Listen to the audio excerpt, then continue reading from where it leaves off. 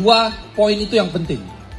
Kalau nanti sempat kepada pembahasan tambahan kaitan dengan ekonomi kapitalis, nah itu juga menarik tuh. Nanti juga kami sampaikan dalam memori banding. Ini juga mengagetkan kita semua. Nanti kami akan menjelaskan tentang detail apa saja yang kami ajukan dalam memori banding, nanti dibantu Pak Dodi, Pak Zaid, dan Pak Gito. Namun di awal kami ingin menjelaskan bahwa harapan kita kepada Pengadilan Tinggi DKI yang nanti akan menunjuk majelis hakim dalam memeriksa perkara ini untuk betul-betul memperhatikan semua fakta-fakta yang terjadi di persidangan. Karena memang kalau kita hanya mengandalkan resume persidangan, maka akan jadi bias nanti ceritanya. Tapi kalau fakta-fakta itu dibuka langsung oleh hakim tinggi, karena hakim tinggi ini masih sebagai yudek fakti, itu akan lebih jelas tentang kondisi bagaimana di persidangan. Kawan-kawan sekalian, secara umum kami sampaikan bahwa perkara ini sesungguhnya tidak terlampau sulit dan bukan perkara hukum yang kalau bahasanya itu ngejelimet itu enggak. Ini perkara biasa saja. Perkara biasa saja dan juga pemahaman hukumnya juga pemahaman hukum yang mungkin standar-standar saja. Jadi secara sederhana bahwa hakim di tingkat pertama itu telah memberikan putusan tentang telah terjadi perbuatan melawan hukumnya. Nah, perbuatan melawan hukum ini dijelaskan 1, 2, 3 apa-apa saja. Ya. Di tahap ini kami menjawab bahwa yang dimaksud dengan perbuatan melawan hukumnya yang tadi dijelaskan tadi bisa kami jawab, bisa kami jelaskan semua bahwa itu tidak sesuai dengan fakta persidangan. Nanti Mas Zaid bisa menjelaskan tuh apa-apa saja yang unsur tentang secara melawan hukumnya itu yang tidak sesuai dengan fakta persidangan. Ya. Itu telah diuraikan semua. Itu poinnya di sana.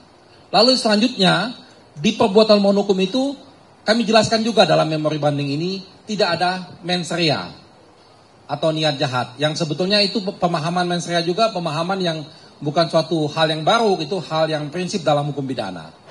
Dalam pasal 2 dan pasal 3, karena ini adalah delik material, harus ada unsur kesengajaan. Ada dolus di sana. Maka mens rea wajib ada. Kalau tidak ada mens rea, tidak ada perkara ini. Itu juga kami jelaskan di sana. Lalu selanjutnya di bagian ini juga, perbuatan melawan hukum ini juga, kami jelaskan dalam memori banding, bahwa pemahaman perbuatan melawan hukum itu tidak selalu identik dengan pidana. Dia akan menjadi pidana kalau tadi ada mens rea tadi. Tapi seandainya, nah ini juga seandainya, selalu kami sampaikan di setiap kesempatan, seandainya terjadi ada perbuatan melawan hukum yang dijelaskan pelanggaran yang dilakukan oleh terdakwa dalam hal ini Pak Tom Lembong, itu belum tentu pidana. Karena perbuatan melawan hukum itu ada kaitannya dia administrasi negara, ada kaitannya dia perdata. Nah, tetapi dari semua faktor-faktor yang dijelaskan dalam perbuatan melawan hukum itu bisa kami jawab semua. Jadi memang Pak Tom Lembong ternyata tidak juga salah dalam menggunakan kebijakan-kebijakan tersebut. Itu poin pertamanya. Ya. Lalu pada poin yang kedua, ini 2 poin penting, nanti yang lain-lainnya bisa dijelaskan, adalah tentang unsur memperkaya orang lain.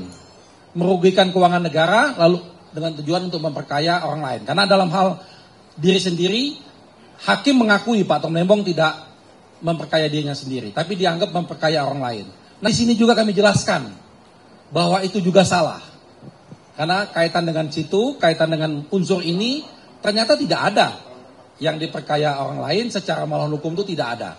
Itu satu proses mekanisme bisnis yang sangat biasa dan lumrah. Jadi 2 poin itu yang penting.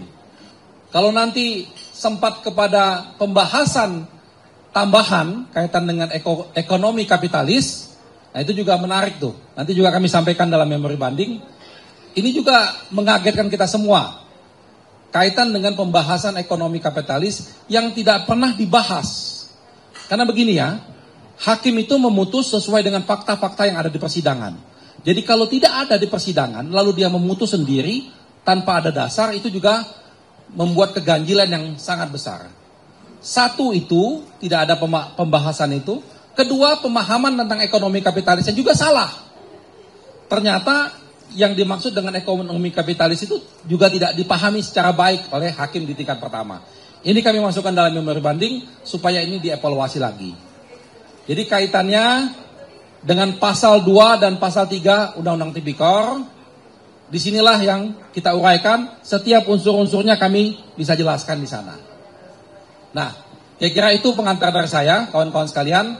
Nanti disambung oleh Pak Dodi, Pak Zaid, dan Pak Gito. Terima kasih. Silakan, Pak. Baik, terima kasih Pak Ari. Selanjutnya kami berikan kesempatan kepada Pak Dodi. Bisa tolong dijelaskan juga terkait dengan apakah hakim dalam memberikan putusan ini sudah benar. Silakan. Baik, terima kasih. Assalamualaikum warahmatullahi wabarakatuh. Salam sejahtera bagi kita sekalian. Puji syukur kehadirat Allah Subhanahu wa taala bahwa kita masih diberikan kesempatan untuk menggali nilai-nilai kebenaran,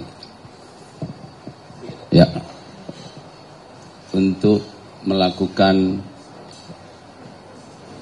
evaluasi di dalam proses penegakan hukum di Indonesia yang selanjutnya akan sangat menentukan di dalam keberhasilan di dalam pembangunan ekonomi yang tidak terlepas dengan adanya kepastian hukum, ya, penegakan keadilan.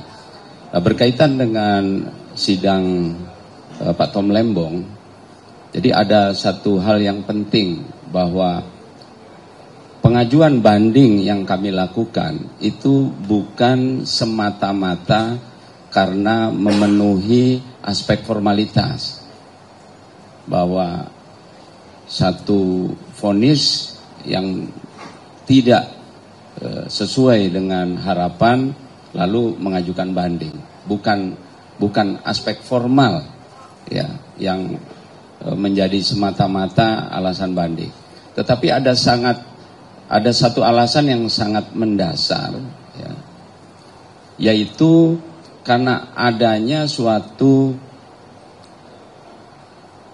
keadaan atau alasan dari vonis yang dijatuhkan majelis hakim yang mengandung suatu kesalahan penerapan hukum yang nyata.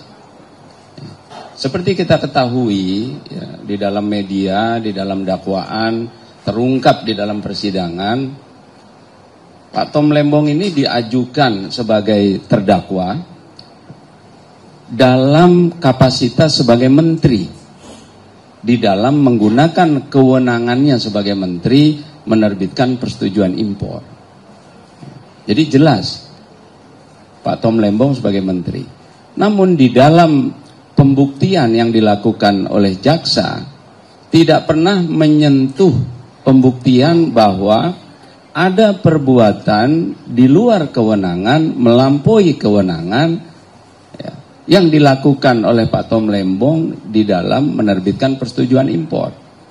Bahkan sebaliknya, di dalam persetujuan impor yang dilakukan, semua dilakukan berdasarkan kewenangan-kewenangan.